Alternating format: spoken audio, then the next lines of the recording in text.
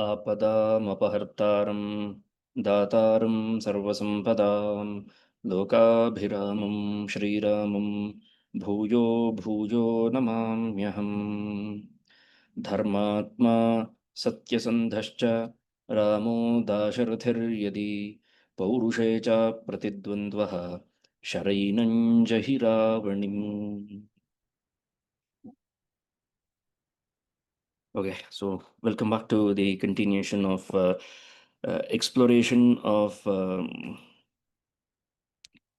the greatest attributes that made a man complete, or that made a complete man. So either way, it is going to sound better. The greatest attributes that makes a man complete is also true when we speak in terms of the analytical approach that we usually take in all these things. And when we talk about the greatest qualities that made a complete man, we are talking with a particular subject, that is Rama. We are trying to understand the enigma that Rama is. He is an enigma for many because it is the nature of enigma that when we think that we have broken it, when we think that we have decoded it, that's when it comes up with a different sense, and it comes up with a different perspective that throws a challenge to all of us. So therefore it is quite interesting why I called Rama as an enigma, because you see, so many years have passed, so many yugas have passed, so many conversations have happened about Rama. So many things have been said and acted, sung. So many varieties of representation of Rama has happened. And in spite of all these things, people still have a certain amount of doubt about Rama. It's all good, but still. So that kind of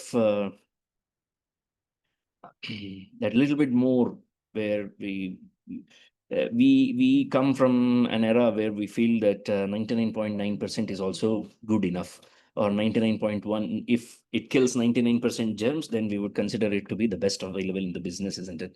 Life boy. So that's how we we all grew up. But unfortunately, when it comes to comprehending dharma, when it comes to understanding dharma, I think this attitude won't hold good. So if Rama were to be 99% only good, then we would not be here discussing about Rama. Rama is 100% when it comes to dharma. So that is the reason why I said that that last 1% is there, which we are not able to figure out, which we are not able to fix in ourselves. That is the reason why varam varam, again and again, we tend to park our mind or park our intellect in the slot called as Rama. There's only one reason why people visit the same place again and again, because they haven't been able to decode it. They haven't been able to completely immerse themselves in it. Even if they have immersed in it, there are only two reasons. Either we are seeking that completion, either we are seeking that completeness, that wholesomeness, or we have already experienced that wholesomeness, isn't it? That matches with the. It's been a while since I have spoken about the theme, Iswara to Swara, as part of the temple festival, isn't it? So that temple is basically one such place. Devalaya is one such place where people who are accomplished would also want to visit again and again, because they experience that Paripurna Paranjyoti, or Paramapurusha, or Paramatma, Parabrahma. So they are able to immerse themselves, or they are able to see themselves as Paramatma when they visit the Devalaya. And on the other hand, we keep on going to Devalaya, maybe for the reason that they make very good Sakra Pongal. That could be the hook. But again, we know that we don't only stay there for that part. There is something. There is something in the Devalayas that all of us can admit, and we can testify for all for the following statement that I'm going to make. that there is something. We may not be able to put words to our experiences as of now, but we definitely do know that there exists something phenomenal, which is kind of non-verbatim. It cannot be expressed through words. What we actually feel, how we feel connected, how we feel kind of taken care. Now there is a hita involved in there. Uh, Whichever Devalaya we visit. For one, it could be a particular Devalaya. For other person, it could be a different Devalaya. But the concept of Devalaya works for each and every person. They feel so much peace in within themselves, and that is what Rama is also about. Rama is that abode, what we try to find, what we yearn for, what we long for. See, eventually in life, what is it that we are seeking? We are all seeking that peace of mind, that hita, that pleasantness, that completion, that contentment. And is there one stop destination where we can find that? Yes, we can. That is Rama. That one stop destination is Rama. Uh, and Imagine a certain thing which has the complete potential of driving someone towards that Ishvara Bhava, because that itself is Ishvara. Okay. And as we know that in Vishwarupa Darshana, that everything in this creation is nothing but Paramatma, isn't it? And yet, somehow, we end up making some sort of judgment. Today, we are going to talk about looks. Not a pretty face to talk about that, I know. But still, but still, it's inevitable that I have to talk about it. This is one of the rarest qualities that Valmiki mentions. I have scratched my head over this for several years, thinking that why would Valmiki mention such a Laukika attribute among in his 16 attributes? See, we are going to discuss about Kaschaika Priyadarshana. Eka Priyadarshana is what we are going to discuss today, because we have already finished Vidwan, Samartha, all these things have happened. So we are moving towards Eka Priyadarshana. So when we say Eka Priyadarshana, uh, is our looks so important? Does it carry that kind of charisma that a person needs to have? What if he has true potential? He's a fantastic leader. He's a great exponent of Arthashastra. He's a great exponent of Nyaya Shastra, Dandaniti. All these things are there. He is an epitome of Dharma, but not so good looking. Do you think that will take away the wind from the sails of Rama? Or do you think people will ever be able to connect with such a person who is not pleasant looking, by the way, but has everything, but has all the potential that we are seeking? It's a complete package, except, as I said, life boy, no, 99.9% or 99%. That 1% is missing, that he's not so good looking. Is it so important for someone to be good looking? That's a very difficult discussion to have, isn't it? Especially given the fact how people get depressed these days with the slightest of touch. I call it as when I used to teach in engineering college, I used to tell the engineering kids that this is called as Neymar syndrome. They used to understand that language. Uh, as a football player, uh, I grew up watching the 80s and 90s football, which was more physical, which was more brutal. And slowly, if you watch football these days, it's very, very pathetic, to be honest. So it has become very soft, so to speak. So small touch, and they start rolling down the floor. As if something phenomenal has happened, they've broken an ankle or something like that. So I call it as Neymar syndrome. He used to do such kind of theatrics.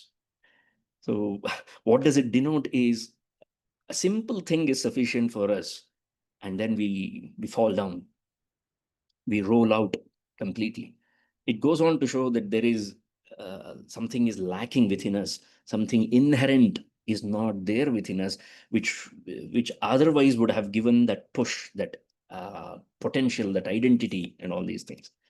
Therefore, in this zamana, in this era, to talk about looks can be kind of detrimental to the speaker.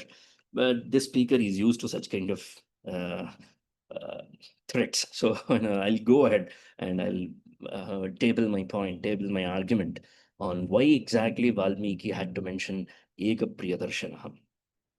So there are several things. Let us talk about screen time. Okay. No matter how brilliant an actor is, for how long can you see an actor? Can you see a face on the screen without a break? It's very difficult, isn't it? We haven't thought about it. After a while, it becomes boring. We tend to think that this is not working. This is the reason why monologue never worked, and slowly the world moved towards dialogue and then dialogues. Many people started to have a conversation and all these things.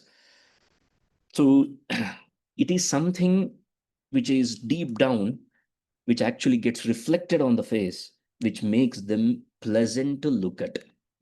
When we say Priyadarshanaha, we mean pleasant to look at.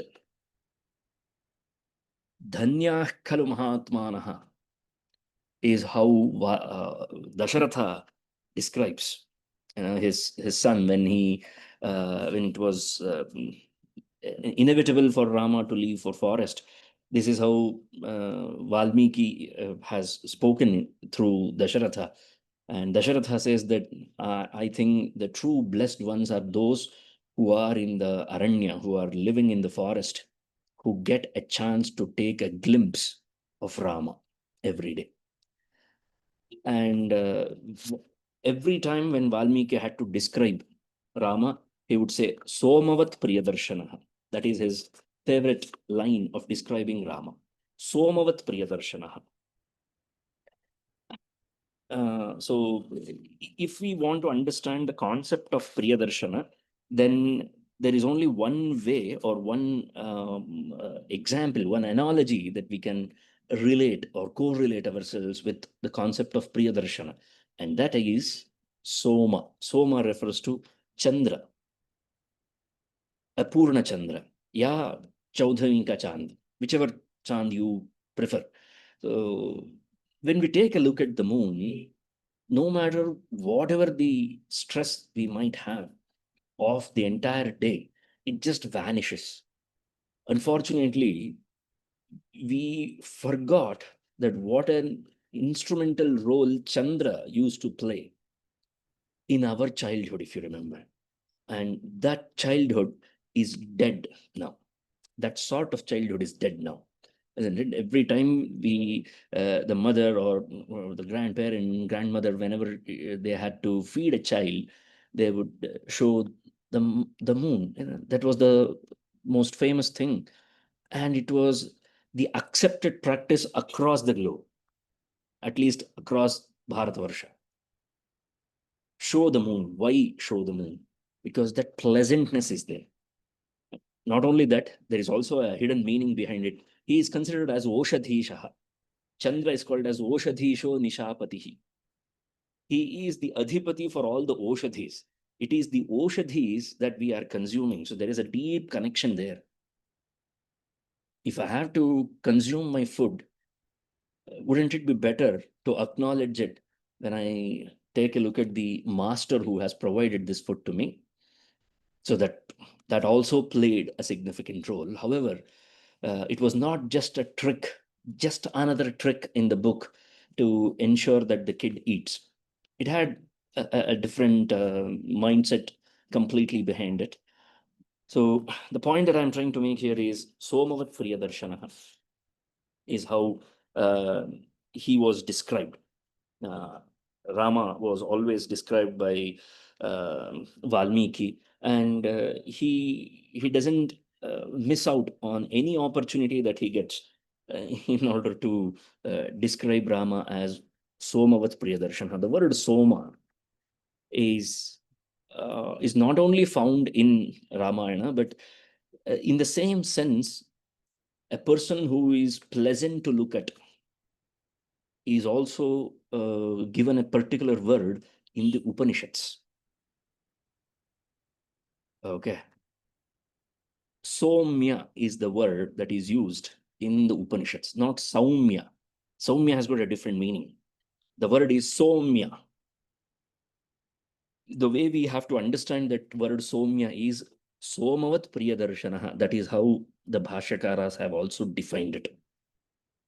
A Shishya should have a pleasant face. And when there is a pleasant face, then that because of that pleasantness, the guru will be able to impart the knowledge uh, completely, thoroughly, so that Priyadarshana or Eka Priyadarshana, I'm not yet touching the part of Eka Priyadarshana, why it is called as, why Rama was called as Eka Priyadarshana. I'm only focusing on Priyadarshana. And before Priyadarshana, we have to understand that he should be at least visible. Darshana should be there, isn't it? So, what is the use of having all these attributes but not being visible to the naked eye, not being visible to the world at all? You may have all the great qualities, but if you are not out there in front of the world, then the world is not going to benefit.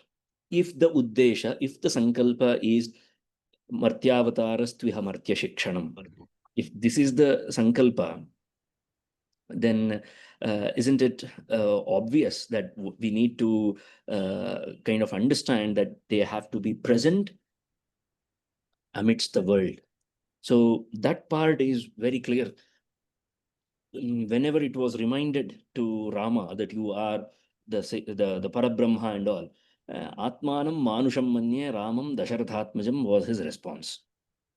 So he put himself Ellarolagundagu Mankutimma. If you are ever wondering where did DVG found that kind of an inspiration to write this line, Ellarolagundagu Mankutimma, where is that spirit?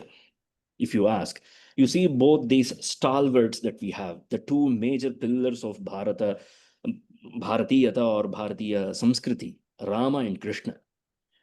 They are inevitable. Okay? We can't ignore them. We can't remove them from our minds, from our Samskriti, from our Achara, Vichara. Everywhere they are entwined. Hasu hokkagi iruvaru, as they say in Kannada. Now, they are entwined into our lives. So,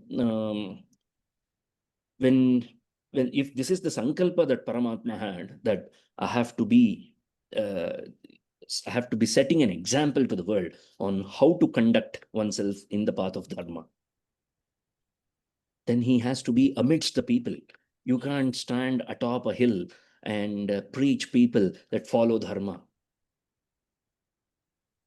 You can't then claim, one cannot simply go on and claim that I will take all your sins, I will forgive everybody, let me suffer because of you. No, no. You show the path, na? You walk that path, how you come out of all these things. If misery is what we are supposed to go through, then how are we supposed to go through that misery? Is the greatest lesson that we learn from Rama's life. He need not had to go through all of them, but he went through them anyway. And somehow we forget the point that why did Rama have to go through all these things? Did Rama also have previous karma then? Intelligent people, what a brilliant question. No, it is not a brilliant question. You're just missing the plain point in broad daylight. That point is there right in front of us, that it is for us to understand the framework of what dharma is, how to live a life of dharma, how to lead the path of dharma. That is why Ramavatara is such a great example. It's the Paripurna Martyavatara, isn't it? Paripurna Martyavatara. No fancy things were done by Rama. No miraculous things were done by Rama. He's not Jon Snow, you see. One episode he is dead, next episode he's coming back. People watch that. Okay. But these are the same set of people who have a problem with Punarjanma concept, which is so abundantly clear. But Jon Snow coming back from dead is fabulous. It is the same set of people who have a problem whenever we narrate the story of Sita giving Agni Pariksha by her own will. But they would happily rewatch Daenerys Targaryen entering into fire and coming out with 3 dragons. Oh, that is believable. Wow. I rest my case. You are clever enough to understand the sarcasm here. We are like that. We have been like that. So whenever uh, the time comes for us to find logic in our Puranas, in our Itihasas, we shy away from that. We think that this logic it doesn't work here. We have a pre-notion set in our mind that all our Puranas, all our Itihasas are illogical. And that itself is a big task that we have to prove to our next generation that our Itihasas are logical. Why? So much of effort is being done. I know the problem is there, but appeasing and trying to dilute the story, trying to, uh, uh, how do I say that? Okay, I'll say it in plain Kannada. Okay. In order to make something presentable, in order to make something comprehensible, you can't simply put kage pukka, gube pukka ella. You know, I have no other better words to express that. Just because you want to make something presentable, you can't pluck feathers out of all the birds and put into that and say that this is a wonderful thing. And that's exactly what our efforts have been. So what we need to do instead is try and understand what Ramayana truly is about, how it draws us towards, how it is the Ishvara Tattva and how it has laid down the foundation for us. That is the whole purpose of finding Ishvara. The connection Ishvara to Swara is lying there, is absolutely out there. So if Ishvara doesn't appear in the human form, if Ishvara doesn't speak out, if Ishvara doesn't bring out his Swara, then how are we going to understand what it means to be Ishvara, what it means to be truthful, what it means to be dharmic? If not for Rama, would we have any other example of what it means to be dharmic? So that is the reason why we need Rama. So that is the content that Rama is. That part is fine. Now that we know that Rama is the thing that we need to comprehend, should we not make the comprehensible thing presentable as well? Presentation also matter, isn't it? Vasaf pradhanam khalu yogyatayaha. The famous Subhashitakara mentioned that it is all about vasa. Vasa here refers to vastra, in Sanskrit. Charmambaram vikshya visham samudraha. Samudra was wondering, to whom should I give my daughter? Okay. Two eligible bachelors, one in Mahavishnu, another one in Parameshwara. He is all Parameshwara. He is wearing Charmambara, Gajacharmambara Dhara. Okay. He said, what is this fellow? Poor fellow. Charmambaram Vikshya Visham. Okay. Let me give Halahala to him. Okay. Pitambaram Vikshya. What a bright, fine silk that Mahavishnu was wearing. He is the right one. என்ன பொண்ணு இனுக்காகியே அந்த he decided that my daughter should be given only to him. So Pitambaram Viksha Lakshmi. This may sound as just a joke or something, but it's not just about that. It's about that identifying that darshaniyata. I know darshaniyata is wrong grammar according to Sanskrita. Darshaniya is the right word. Okay. Darshaniya means that which has the ability to be seen, which is seeable, viewable.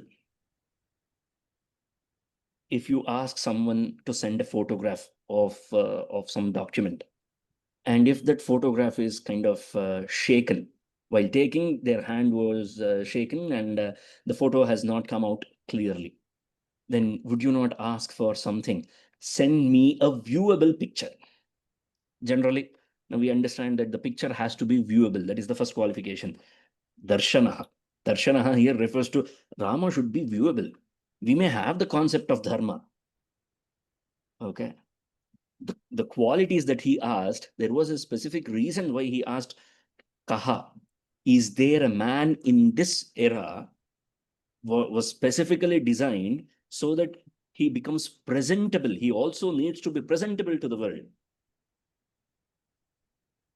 Fast forward to Sundarakandam. Okay. Story time. This is just a quick change of tactics today.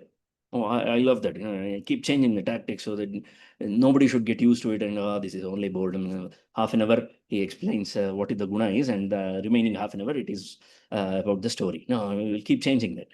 Now, fast forward to Sundarakanda. Hanuman had gone there to search Sita. He found Sita. He spoke with her, and then he thought that what else can I do that will add up to the value of my arrival here, and will not take away, will not hurt the potential of me coming here. So he had to wait properly. And then he decided that I haven't had an audience with Ravana. Let me gauge what Ravana is all about. Let me take a look at the might of Ravana. Okay, what can I do in order to enrage Ravana?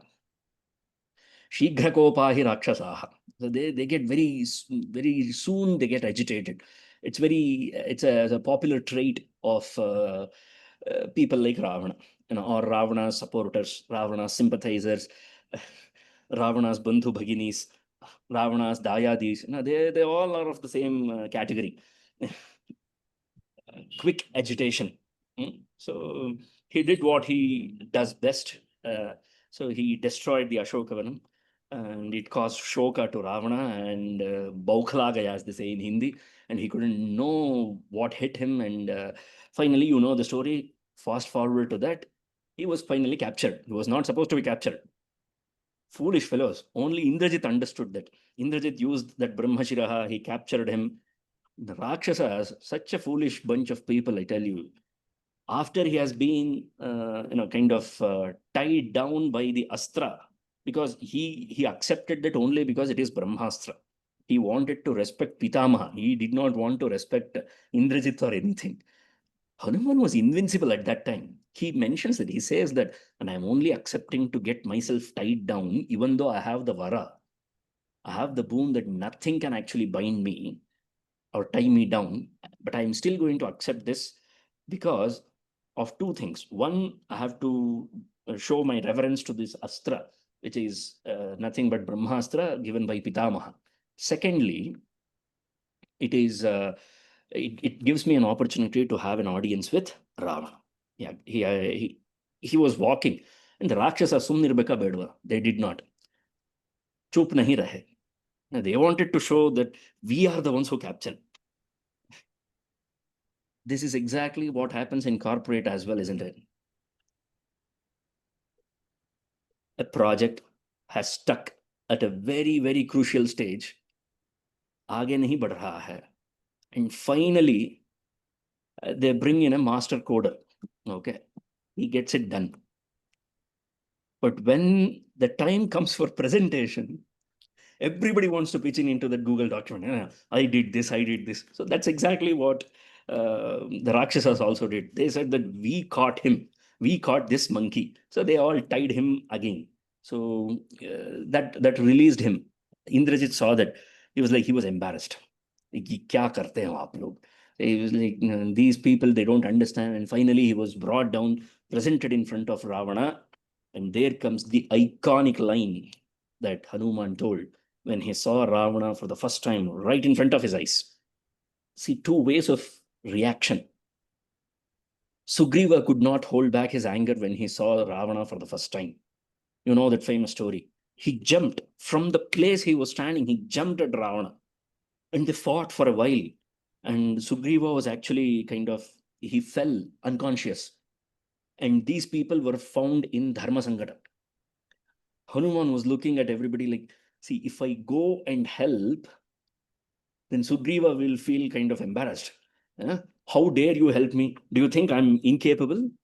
Do you think I'm not competent enough to fight my own battle? Why did you help me? If I don't go and help, it is against Rajadharma. You are not even able to protect my king, protect your king. What sort of a servant you are? So it's such a dilemma. So they were still trying to figure out, And by that time, Sugriva got up and he finally managed to come back and heard a mouthful from Rama saying that, what kind of a stupid king are you? And who does such kind of stupid things? Anyway, you see the reaction there. And there Sugriva mentions why he did that. Said that the one who has caused you so much of pain, I could not resist my anger the moment I saw him. Said that impulsive. That's not the way wars are won. Okay. Now look at Hanuman.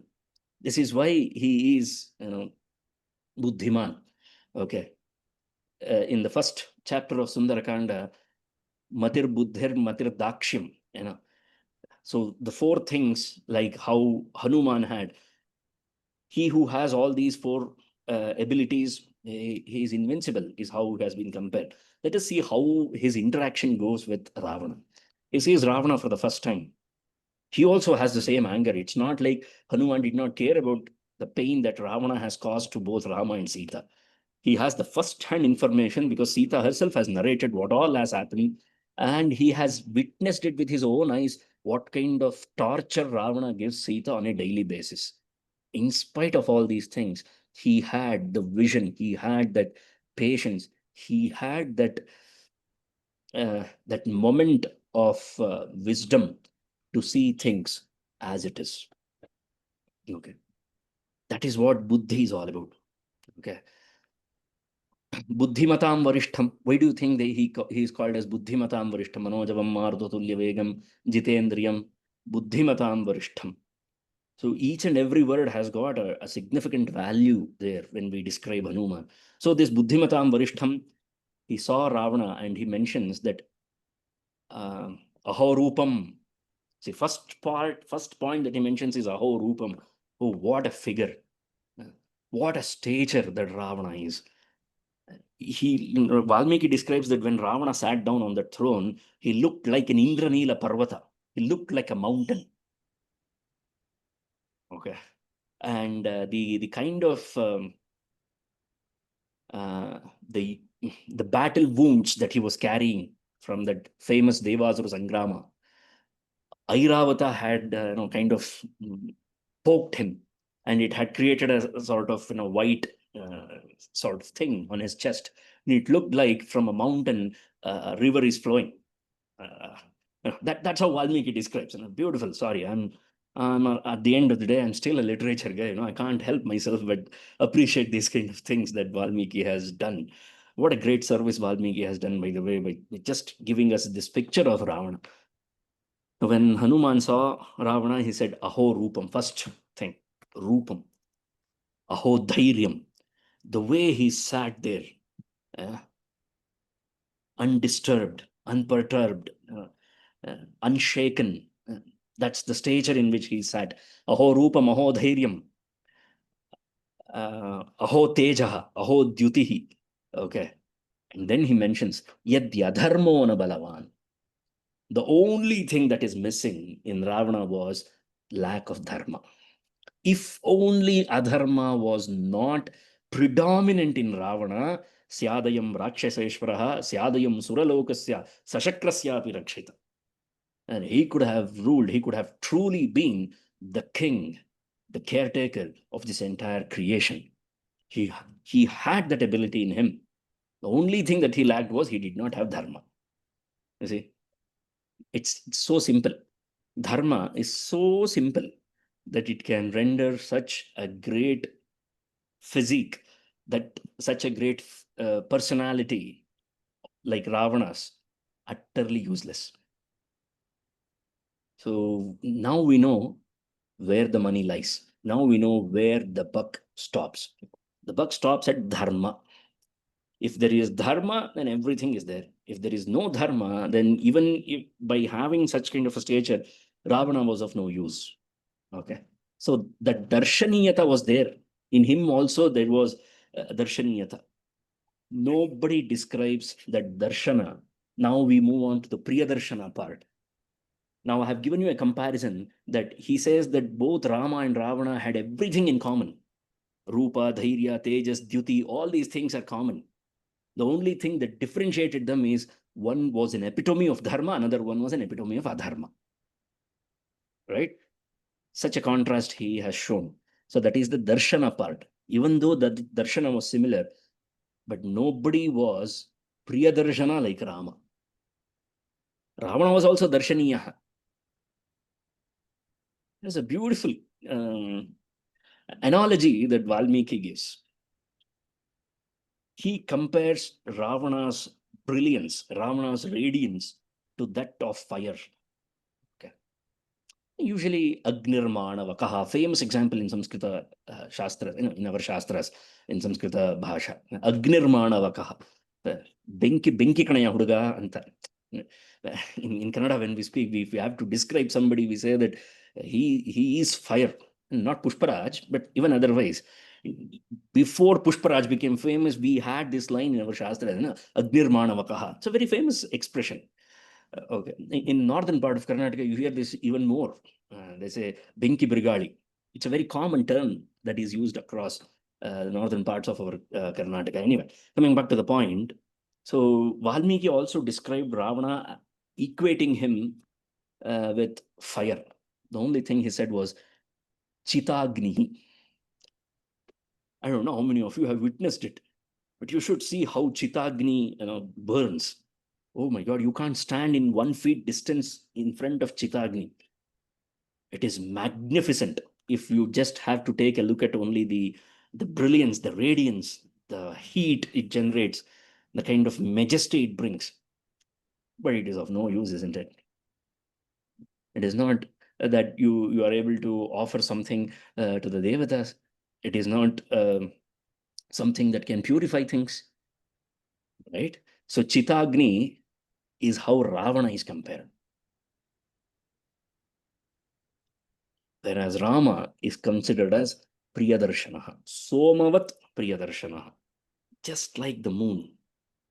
How moon is pleasant to look at, similarly, Rama was also pleasant to look at. And this pleasantness to look is very important. It's highly important. I have already told you. Now we backpedal a bit, and I gave you the word that Upanishads use. Somyedam agra asid. These are the words that Upanishads use. Somya. Okay. Somya means Somavat Priyadarshanaha. There should be a pleasantness in everybody's face. We don't have that pleasantness. That's the reason why nobody wants to look at our face for more than 5 minutes, maybe. वो सब शेरो शायरी में होता है. तुम्हारे आंखों में समंदर सी गहराई. ना ना कुछ नहीं होता ऐसा. प्रैक्टिकली ऐसा कुछ नहीं होता है ना. वो शेर और शायरी में होता है बस. But you can actually witness that. I mean, I just have to stop here for a minute, pause here for a minute, and describe the great Shilpakala of our country. See, Rama was flesh and bones when Valmiki described this. He was very much an alive man. He was walking, he was breathing, he was living. So he has seen him. Whereas a sculptor doesn't see him, isn't it?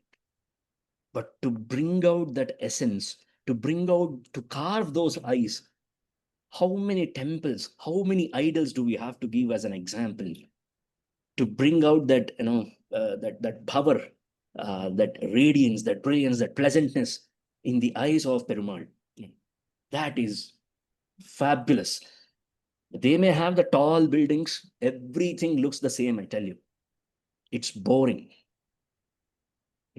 Gray clouds and gray buildings. That's how it looks in the Western world. Everything looks the same.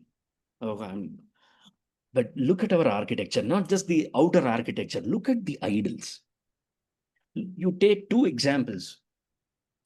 In the same idol, Lakshmi Narasimha idol, you take Lakshmi Narasimha idol, you will understand, if we deeply look into the eyes of both the deities, we will see how one is so Shanta, so Prasanna. She is Prasanna Vadanam. Okay. And he is what Narasimha is, Narasimha. To bring that contrast in the same idol, what sort of brilliance, what sort of insight a Shilpakara would have, a sculptor should have. And this is Bharatiya Kala. What a phenomenal thing it is. And then comes, capturing it in painting. Chitrakala comes later on, but to carve it in rock, to put it in stone, as if it breathes, it talks to you at every given point of time. That is beyond our imagination. I mean, if someone cannot appreciate the temple architecture of Bharata, it means they have a stone heart. They don't have a heart at all. And how can you not appreciate such kind of art carved on stone, right? Now, to bring that Priyadarshana aspect in our idols, that is where our masters have excelled. And Rama was Priyadarshan. Okay. Couple more lines to substantiate why Rama was Priyadarshana, and then we will conclude. Just I'm very mindful of my clock. It says 2050 now. So 10-15 minutes and I'll wrap it up. Now, there are a couple of examples where Rama's face has been described. One example I've already given you, where Dasharatha mentions that those people living in the forests are truly the blessed ones because they get to catch a glimpse of Rama's face.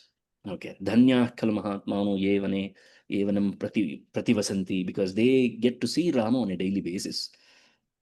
And another thing is the fact that he in the Mangalanushasanam of Ramayana, he say that Pumsam Mohana Rupaya Punyashlokaya Mangalam.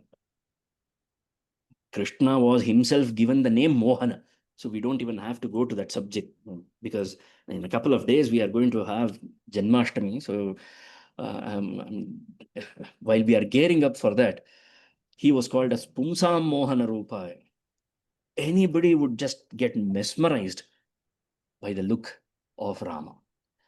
Now, that was the nature of Rama when they gave that description.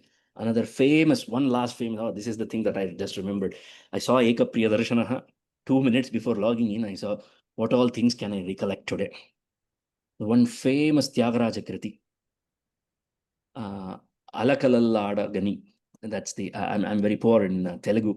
I'm still trying to pick up, but still, but that is the Kriti. I'm not good at singing either. By now you must have figured it out. But that's a very beautiful composition by Tyagaraja Swami, where he describes the Mungurulu. I don't know, locks, I guess, they call it as locks, isn't it, in English? The Mungurulu, the locks of Rama, especially when he held that Shivadhanus and when he broke that Shivadhanus, how exactly were those locks located? Look at the beauty of it. That is capturing Priyadarshana.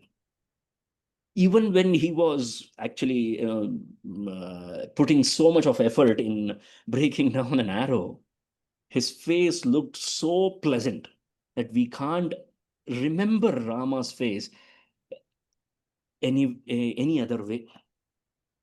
That's the beauty of Rama being Priyadarshana, always pleasant. And very rarely you will find such people, I'll tell you.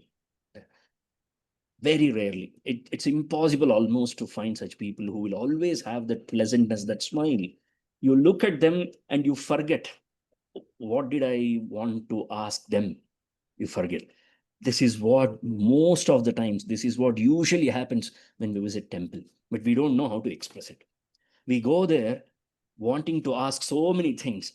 You take one look at that Vigraha, you take one look at that Bhagavati and you forget. What will you ask? You go and you stand in front of Sharadamba. What can you ask her? You just look at her and you lose yourself, isn't it? I'm not just saying only Sharadamba, any deity for that matter of fact. That's the power. Now the last thing, why Rama was called as Eka Priyadarshana. Okay. All right. There is one word, only one word that that is kind of for me the best word in Samskrita Bhasha. If anybody asks me what is the best word of Samskrita Bhasha according to you, 2 decades in Samskrita, after having read so many works and come across so many works. I may not have written too many poems, but still, you have had some exposure to Sanskrita vocabulary, isn't it? Of all the words, even to this day, I've been waiting that I'll get a better word that can defeat the master word that I have. The word is asechanaka. Okay. Not many people are aware of either the word. If they have heard the word asechanaka, they wouldn't know what exactly asechanaka means. Shankara Bhagavad Shloka, Mechakam asechanakam. Mithya drishtanta madhyabhagante. While describing Bhagavati, he uses the word asechanakam. Okay. What exactly is asechanakam? Because if you understand asechanakam, you understand what ekapriyadarshan means. Tad asechanakam. This is Amarakosha for the word asechanaka, by the way. Tad asechanakam triptehe nastyanto yasya darshanat. Yasya darshanat. After having seen something, triptehe, of that contentment, antaha nasti, where there is no end for the contentment after seeing that, after viewing it.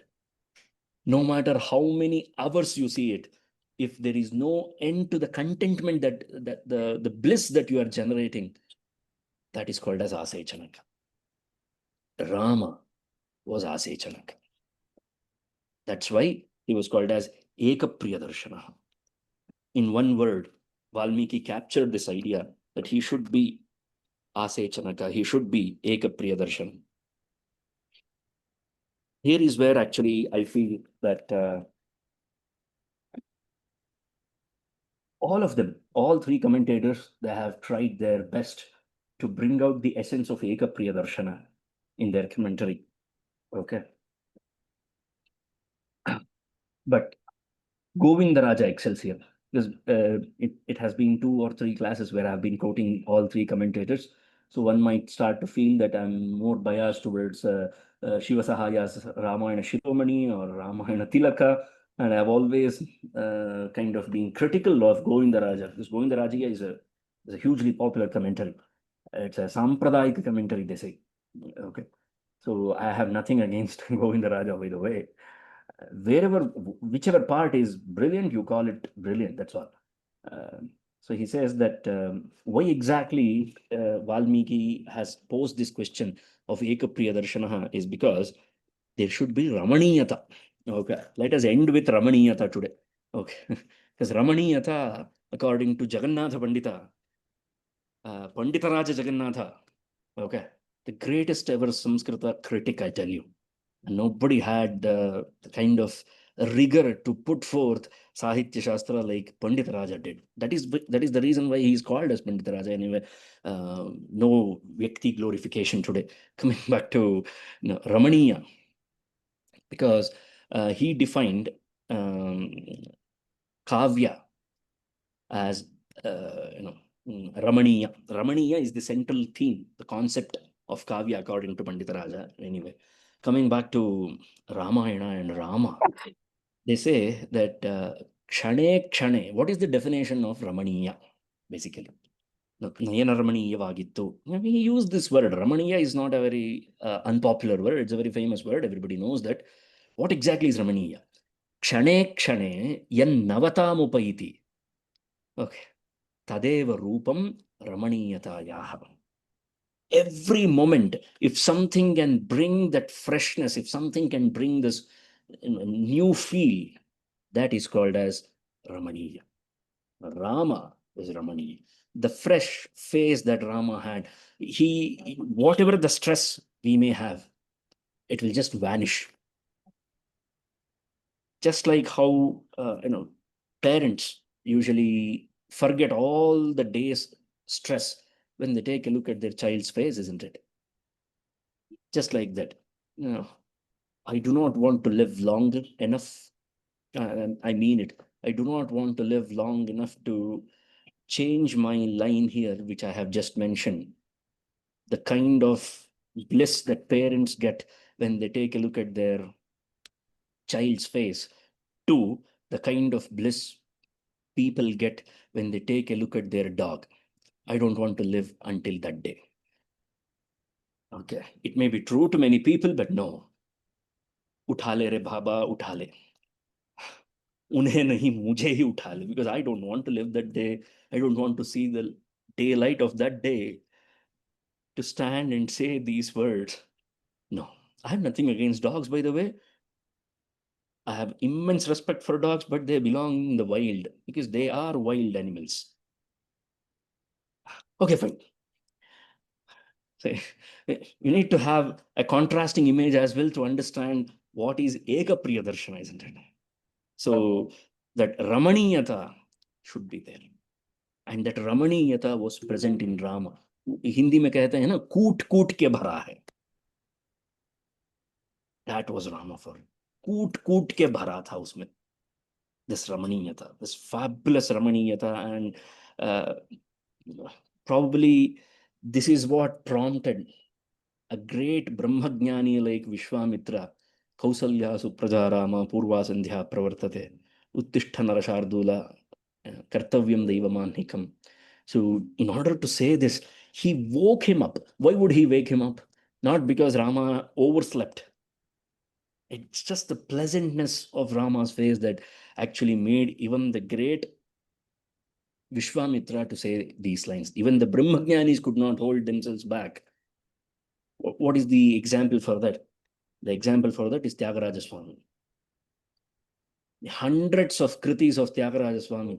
Now, he describes Rama in such a way that one will stop wondering that how is it possible? It is beyond imagination, you see. It's not sitting and writing a work, isn't it? That's a different pedigree. You need to have a different pedigree in order to do that, because imagination will run its course. You will feel fatigued when you read certain descriptions of the same deity. But nobody in the world can feel fatigued when they read Tyagaraja Swami. I think it was Dr. V. Raghavan, one of my most favorite scholars from the southern part of India. I I just adore him. He's one of my role models, to be honest. I've always looked up to him. Of course, I haven't seen him.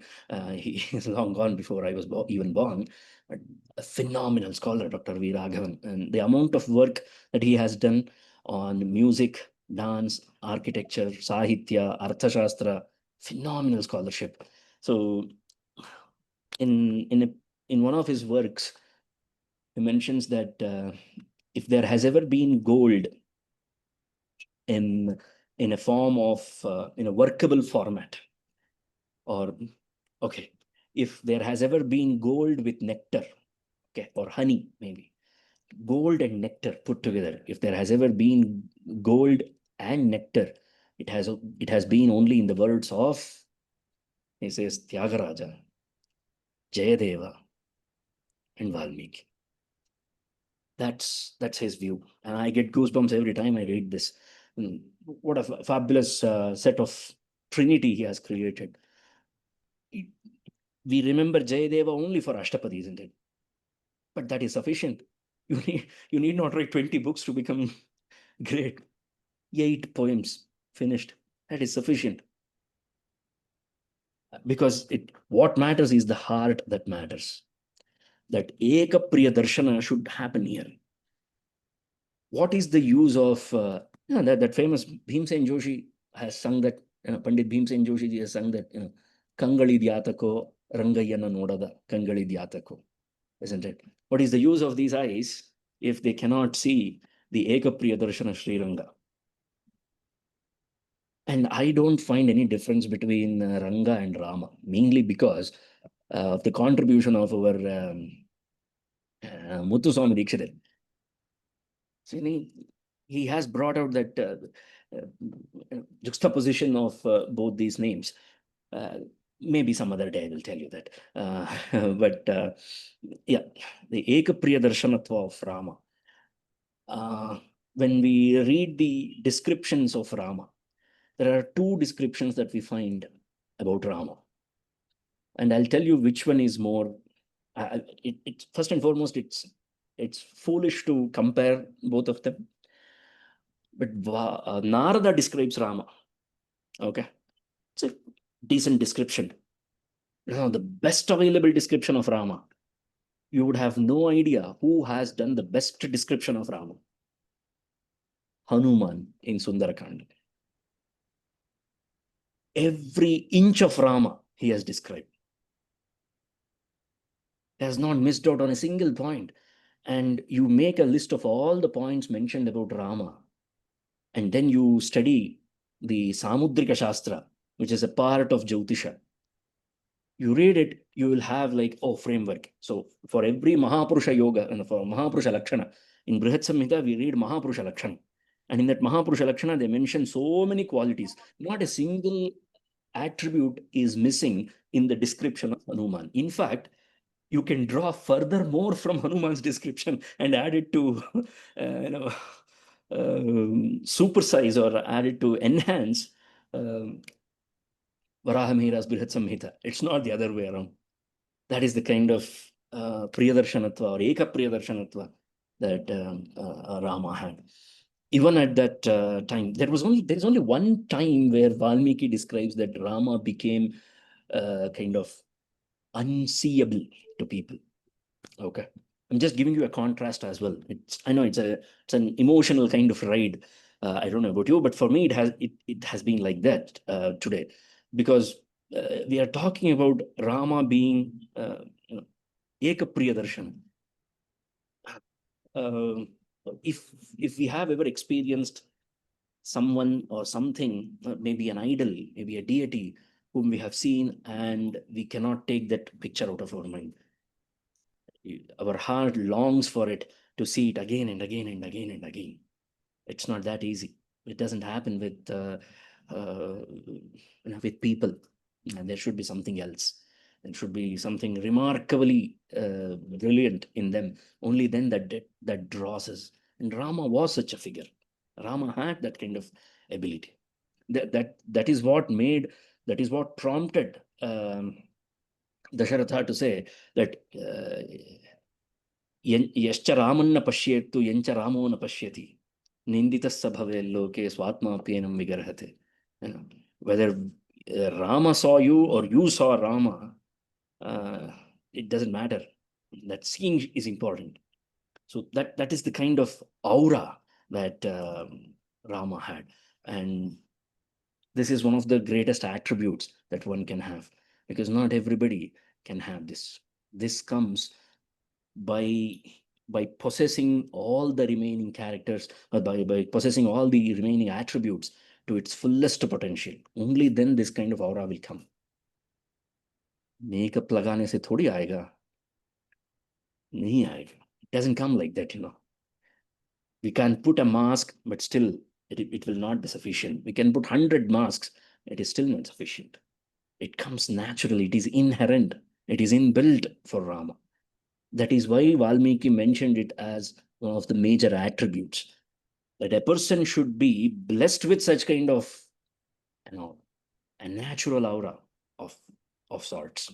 Okay, so that brings us to the closure of today's discussion. We had a discussion on Rama being Eka Priyadarshana, why he was called as Eka Priyadarshana. Sorry, I told you that I will mention you only one place where Valmiki describes Rama became unseeable. It was after winning the war, after defeating Ravana, after killing Ravana, when Sita enters. Okay, he asks Vibhishana to bring her. And Vibhishana says, let me arrange a palanquin. He says, no, let her walk. She was covering her face. She said, no. She has to see, and people have to see her as well. And that is Dharma Shastra, by the way. And in Yuddha, in distress, in these kind of circumstances, it is not improper, it is not adharma to see parastri. Our dharma is so strong that they say that even to look at parastri is considered as adharma. Anyway, we'll have a discussion on that later. But anyway, when Sita walks in onto that battlefield, Rama makes a bold statement, like, It really breaks your heart when Rama makes such a statement. Says that Daiva Kritam Dosham. This was an unfortunate event that happened because of some bad time. Okay. Daiva Kritam Dosham Paurushena Vinirjitam. And I have won it with my Paurusham. I won it with my efforts. It was his efforts. We cannot have two thoughts about it. And after having defeated and killed Ravana, he says that here lies Lankadhipati Vibhishana. If you wish, you may stay here with him. Okay. Yeah. This is all. We have to remember that this is not something, we are not poking our nose into the domestic arrangement that Rama and Sita have between themselves. We never know what do they mean when they speak to one another. It's very difficult to understand the understanding that couples usually have, isn't it? Their language is different. I usually give this example, when Hala Hala came out. I'll come back to Rama's story, don't worry. When Hala Hala came out, the Devatas and Asuras, they were panicking, and they took that Hala Hala and they presented in front of Parameshwara and said that, Bhagavan, you have to protect us. He took it. He said, I will protect you. Ashutosha, you see. That's why he's called as Ashutosha, Parameshwara. He's very quick to accept things. He said, okay, fine, I'll take care. And then, अरे क्या कर दिया मैंने तो पूछा ही नहीं श्रीमती जी से. So this is not a story that I'm cooking up. I'm not making up a story. This actually exists. This scene actually exists in Bhagavatam. So Bhagavata describes that Parameshwara took that pot of hala hala, and he gave a glimpse. He took a look at Parvati, and Parvati with her eyes, she gave the anugnya. She gave the go ahead, and he drank that vision. So it's very difficult to understand the dynamic that exists between the couples. Okay, so this is not something that we must be poking our nose into. Why would Rama say? What sort of husband says something to his wife? These are the sort of things that will emerge out of this conversation. But Rama says this.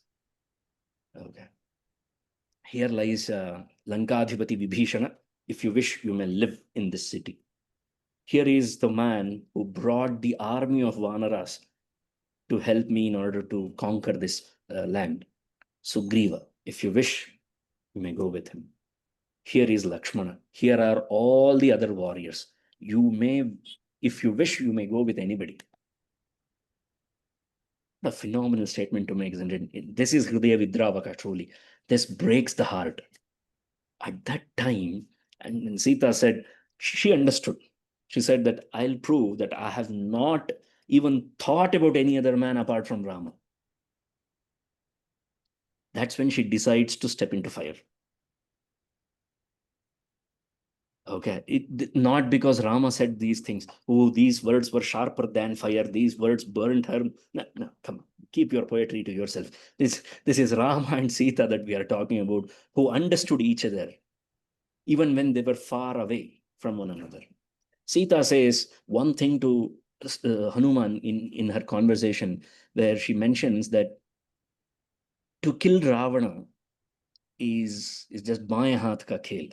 She says that that's not the thing, but I want Rama to defeat him, to thoroughly and soundly defeat him, because that is what is intended to happen. So they have a deeper understanding which we will not be able to gauge, which we will not be able to understand. So after that, when during that Agni Pravesha, everybody wanted to look at Rama and convince him, Prabhu, can you stop this? No one could even look at his face. When he spoke, that is one place where Rama's face became unseeable for people. That Pralayakala Agni kind of aura that he brought. Because it's a matter of dharma, isn't it? That's when dharma has to protect itself. Because if you are still saying Rama and Sita to be different from one another, they are not. They are one tattva. When the tattva had to defend itself, then it has to take such a strong stance, isn't it? Yeah, that's how it is. Apart from that moment, in every other case, you look at Rama, you get only Eka Priyadarshana. Maybe this was a little anticlimactic. I'm sorry, but it is what it is. If I don't give you all the facts, then it doesn't make up. I wouldn't sleep. That's my problem. I have to give all the things I should present. This is I always feel that whenever whatever the subject is, whenever we speak, we are the defenders. We speak in defense of our. When I say defense, it's not like we are cornered or anything. We are arguing for our Samskriti. We are arguing for Ramayana. We are arguing for our Shastras. So we have to present the facts without missing any of them, without holding any of the important facts. So we have to reveal all the facts, and then only they can make a correct judgment, isn't it? So this is Eka Priya Darshanatva of Rama. Thank you very much. It's exactly 21:15 on the clock. I was told 75 minutes. 75 minutes. I've delivered. Thank you very much. So I hope there will there be a class next week, or are we going to skip? How is it? We'll discuss that later, and maybe we can post it on the group. I'm not sure because Akka was unable to attend today. Yeah. We'll see how it happens, because yeah, usually monthly once there will be a special lecture as well. So it's asking, we are into third week of August, so I was hoping maybe there could be a special lecture soon. That we can tell the participants later on. That's not an issue. And I think now we can conclude it. Thank you very much. Thank you so much. Very engaging class. Thank you. Namaste.